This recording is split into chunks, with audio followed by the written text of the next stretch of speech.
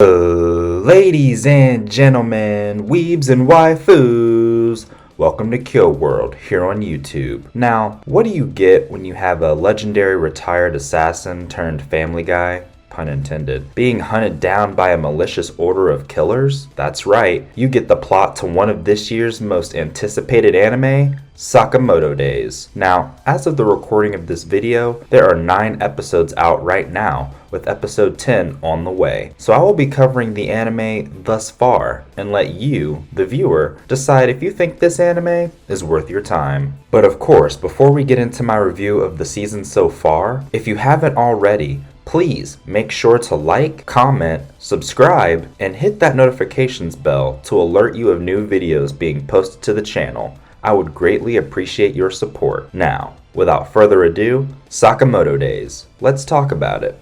Sakamoto Days, by being introduced to Taro Sakamoto, who was once the most feared hitman in the criminal underworld, being practically unstoppable no matter how difficult the job was. However, after encountering Aoi, a convenience store clerk, he fell in love at first sight and left the underworld to marry her. Many years later, Sakamoto has opened his own convenience store, which he operates alongside his wife and their daughter Hana, and grew overweight. One day, clairvoyant hitman Shin tracks down Sakamoto to his store, having been ordered by a gang boss to convince him to either return to the underworld or kill him. Shin attacks Sakamoto, but quickly realizes that despite Sakamoto's physical appearance, his hitman skills are still as sharp as ever. Sakamoto defeats him, but spares his life, letting him go after treating him to a family meal. Seeing that Sakamoto is happy with his family life, Shin returns to the gang boss and turns down the job. Sakamoto, who had been secretly tracking Shin,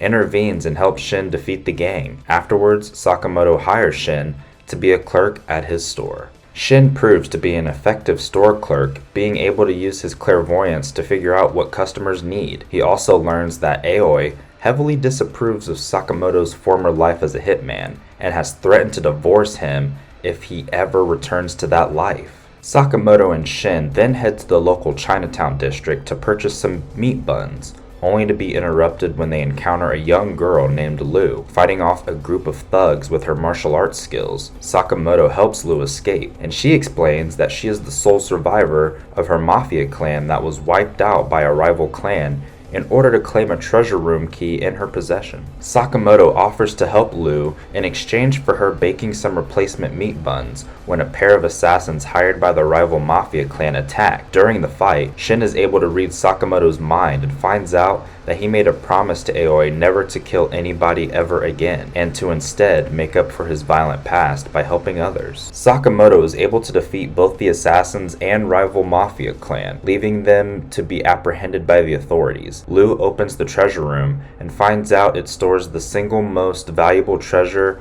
of every family head, with her father leaving behind a bottle of sake he planned to share with Lu when she came of age. Since Lu has nowhere else to go, Sakamoto hires her as the store's meat bun cook. Meanwhile, the JAA puts a bounty on Sakamoto's head for 1 billion yen. As Shin and Lu start getting used to working together in the store, one of Sakamoto's old hitman acquaintances and master of disguise, Nagumo, arrives and warns Sakamoto of the JAA's 1 billion yen bounty on his head. Pizza delivery man themed hitman Pizza Nakajima then attempts to attack Sakamoto, but is easily defeated, while the Dodenkai hitman office spies on the entire ordeal. Sakamoto reveals he is aware of their hidden camera and warns them against coming after him before destroying the camera. However, despite his wishes to lay low, Sakamoto remembers that he promised to spend the day with Aoi and Hana at the Sugar Park amusement park. Shin and Lu take it upon themselves to protect Sakamoto so he can focus on his family, and working together are able to thwart janitor hitman Curie. However, another hitman, Tatsu, is able to evade Shin's clairvoyance and gets within striking distance of Sakamoto on a roller coaster, before Shin realizes his mistake and throws both himself and Tatsu off the ride. Shin ends up being temporarily blinded by Tatsu's poison, but he is able to successfully fight back and defeat Tatsu by reading Sakamoto's mind as he observes the fight and mentally coaches Shin. Sakamoto interrogates Tatsu, who corroborates that the bounty was placed by the JAA, the Japanese Association of Assassins. He then asks Sakamoto if he was a part of the Order, a legendary group of assassins that is considered to be an urban myth. Sakamoto refuses to answer, but Tatsu guesses that he is right. Sakamoto decides to let Tatsu go, which actually surprises him. Tatsu then encounters the assassin pair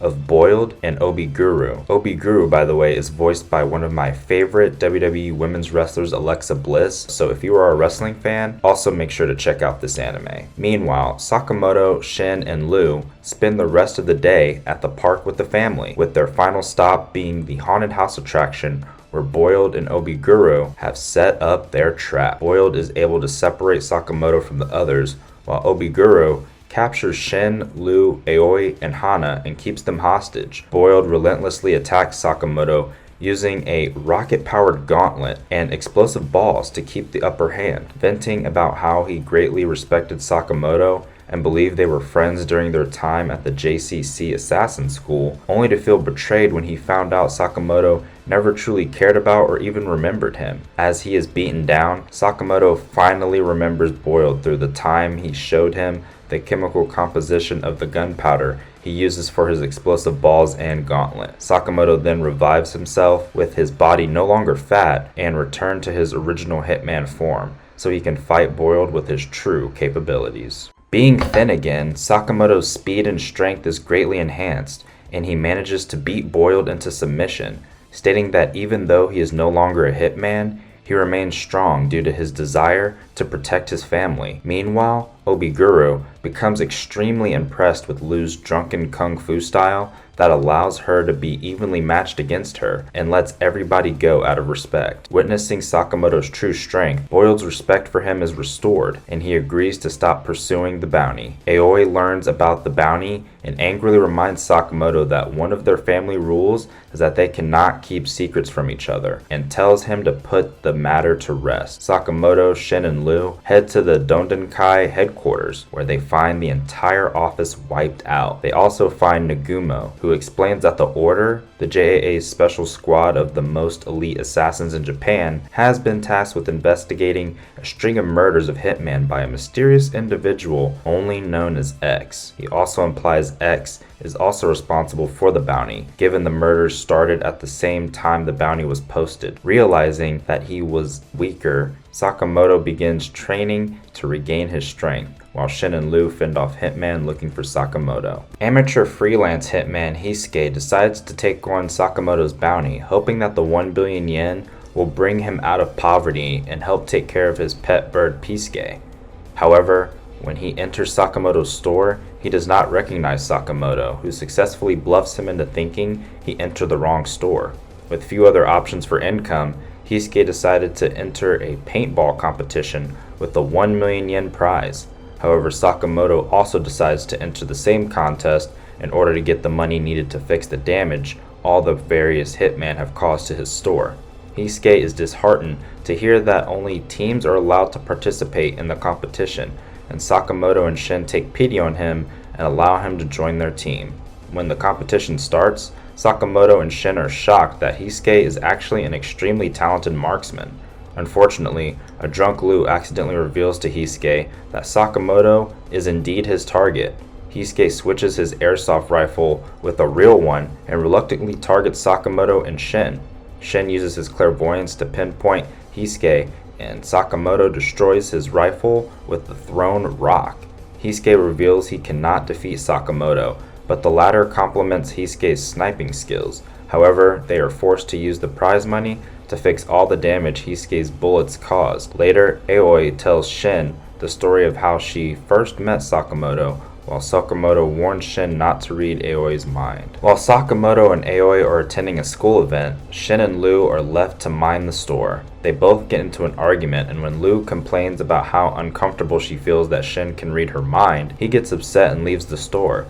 A team of scientists then arrive and capture Lu, mistaking her for Shin, and intending to take him back to the lab that gave him his clairvoyance. Shin and Sakamoto give chase, but are thwarted by the scientist's hired hitman Seba, who can turn invisible. Shin leads Sakamoto to the lab, hidden inside the Okatabi Science Museum, where he explains that he was raised there, but does not recall the scientists there being malicious. After defeating the lab's robotic security and entering the lab itself, Shin learns from the scientists that an assassin group led by a hitman named Kashima seized control of the lab and took the director hostage, forcing them to research new methods of assassination. Meanwhile, Lu finds herself imprisoned with the director, Asakura, who tells her he has a plan to break out. Shin and Sakamoto defeat one of the assassins, Mad Horiguchi, and Sakamoto promises to liberate the lab and save Shin's childhood home. Outside, Order assassins Shishiba and Osaragi arrive at the museum to investigate a tip given to them by Nagumo.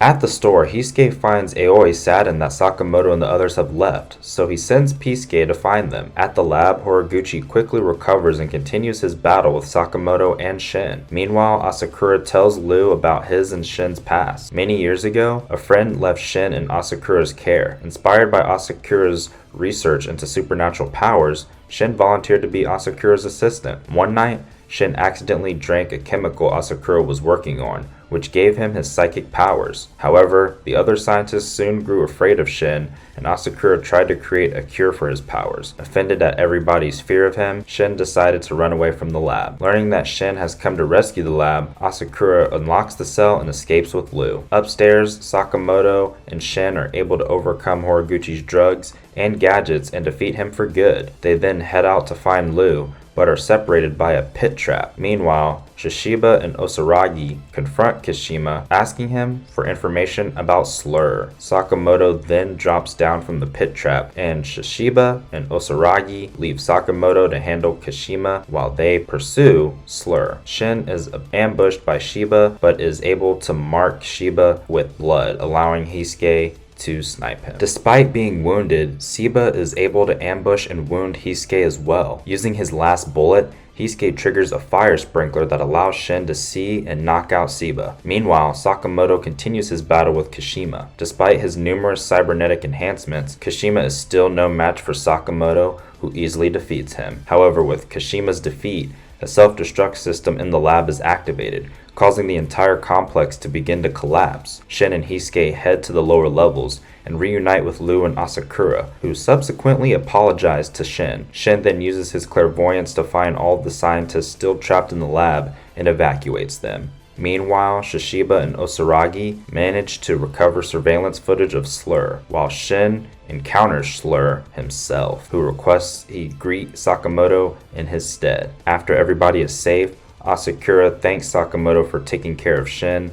and Sakamoto and his employees return home for a family meal. Overall, I feel like Sakamoto Days fits snugly into the realm of comedy action anime. The first anime that comes to mind would be a series like Mashle that blends comedy and action together rather seamlessly. I would say Mashle is definitely funnier than Sakamoto Days in my opinion, but I bring it up here to give you an example of the genre this anime kind of falls into. Now, don't misunderstand me. That's not to say that I didn't think Sakamoto Days wasn't funny. The scenes where Sakamoto is fighting his assailants and how he handles them is so downright disrespectful at times, it's comical. Also, anytime he is confronted by his wife makes for a good comedic moment, because who thought the only thing this legendary killer would be afraid of is his lovely wife and mother of his daughter. If you are on the fence, I would recommend giving this title a chance and seeing if it's for you.